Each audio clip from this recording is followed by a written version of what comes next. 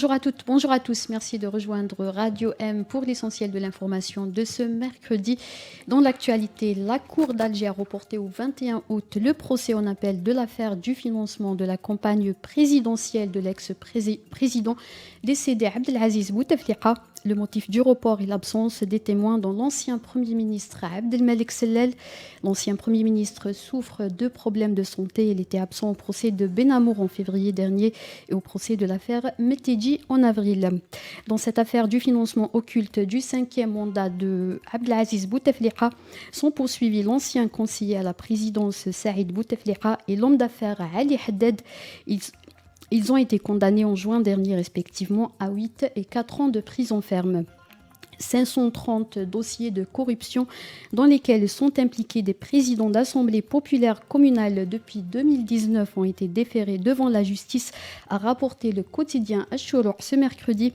Ce chiffre a été obtenu à la base d'enquête judiciaire sur ordre de procureur de la République.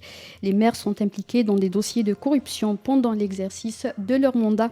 Il s'agit de dilapidation d'argent public et indu avantage. Le média précise que ces enquêtes ont été entamées suite à des plaintes de citoyens et des membres d'assemblées populaires communales. Les peines des détenus d'opinion Mohamed Abdallah et Malik Riyahi ont été réduites de 5 à 1 an de prison ferme. Ils sont accusés d'appartenance à une organisation terroriste, de financement d'organisations terroristes qui visent la sécurité et l'unité nationale et de blanchiment d'argent. Ils ont été acquittés de l'accusation de diffusion d'informations portant atteinte à la sécurité et l'intégrité de l'État.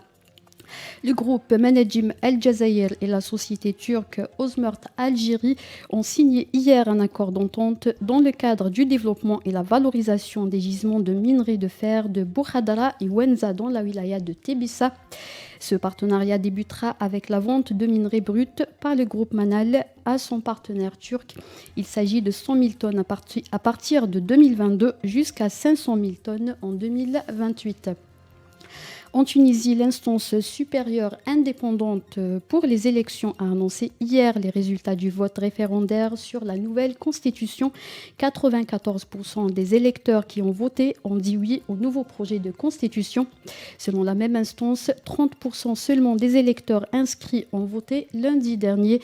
70% se sont abstenus. C'était la dernière information. Merci de nous avoir suivis.